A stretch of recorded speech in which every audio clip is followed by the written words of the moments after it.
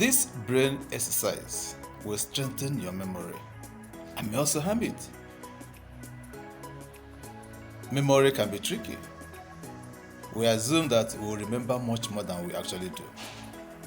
Then we run up against a moment of struggle, failing to pinpoint specific details of an event we've experienced, and we wonder how much of our lives we are fully taken in. You might make a mistake because something you know doesn't surface in the moment you need it. You have a frustrating, fuzzy sense of it. I should have known it. Why does our ability to record sometimes fail us? And what can we do about it? Training your brain to remember requires focus. Training to remember better requires better focus, actually a laser focus. What we think is a memory problem is often actually an attention problem.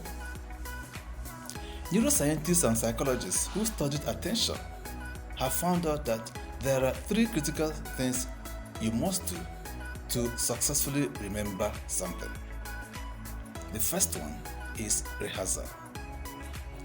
Use your attention to trace over the information. The name you just heard of a new colleague who introduced himself. The most important facts from that work training you are in. The details of a fun experience you just had. You know, while in school, you may have studied with flashcards. That was a rehearsal.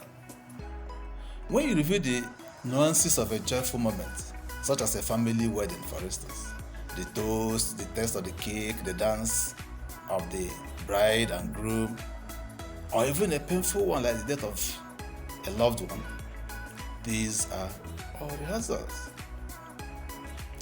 The second one is elaboration. Elaboration involves using attention to link new experiences or information to knowledge or memories you already have. You can store much richer memories by elaborating in this way. For example, picture an octopus. Now, I tell you, an octopus has 3 hearts.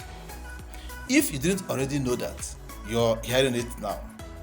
So, tethering on this new knowledge to that existing image you have of an octopus. The next time you see one or watch a video of one, you might suddenly remember. Then you turn to the person next to you and say, "Did you know that the octopus has 3 hearts?" The third one is consolidation. The 2 processes mentioned above support initial memory formation. But to go from these initial stages to the storage of information in a more durable form over an extended period, which is known as long-term memory, it requires consolidation.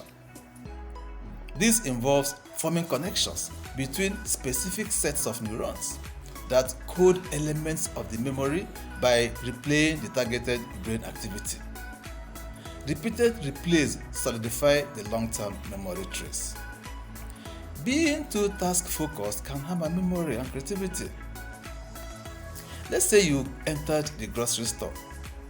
So you pick all the items you want and you put in your cart, and then you head to the checkout line. And while online, you pull out your phone. Then you saw you had a work email and a personal one. So you read both of them. The work email requires a response, so you start drafting a response to the work email. Suddenly, a notification pings on your phone, and it's from Twitter, and you click on it. Because you have left the work email response, it autosaves. The draft email autosaves. And so you swipe over to Twitter, where someone replied to something you tweeted earlier.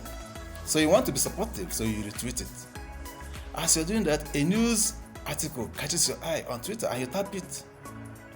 You're halfway through skimming the article when the cashier announces to you that this is your total amount. Of course, the cashier had already loaded your items into the plastic bags. Meanwhile, you came with an eco-friendly canvas bags, which you bought, but you still have them under your arm because you did not hand them over to the cashier. Sound familiar? Or can you relate this to anything you have done, in which you have done series of activities, without completing any of them actually? We live busy lives.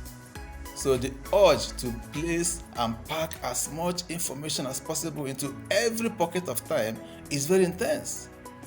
And if as a member of the community, it's even more intense, especially for those in the COEC 2.0 platform right now. In the past 1 week, they've been bombarded with information. One can get drowned. There can be information overload. But I know that they're disciplined enough, they're working out everything as supposed to be. So if you didn't draft that work email while standing on that line, you wouldn't have had to do it.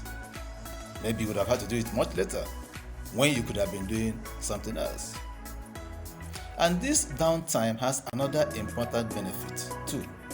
It supports memory consolidation. We value and prioritize being continuously task focused, and we don't see mental downtime, which is when we purposely disengage from finding, gripping, and tightly directing our attention to some occupying task as a valuable thing to do. And why should we? If focusing our attention as well as using it to rehearse and elaborate supports successful memory, why shouldn't we aim for all focus all the time? Consider your direct experience for a moment. Have you ever had a great idea while taking your bath? Perhaps it wasn't because of the soap you were using, the scent of the soap, or maybe because of the scent of the shampoo, if you're buying shampoo for a lady, that inspired you. Is that the shower focused mental downtime on you? You couldn't take your phone or computer in there. You were trapped in that wet box with nothing demanding your other attention. Task-free downtime can lead to some of our most creative, generative moments. Novel connections are made, new ideas are born, daydreams may appear that are not only satisfying but also professionally and personally supportive. And this downtime has another important benefit too. Like we said earlier, it supports memory consolidation. So remember to pay attention when you want to remember, but also let the mind roam free more often in order for you to remember better.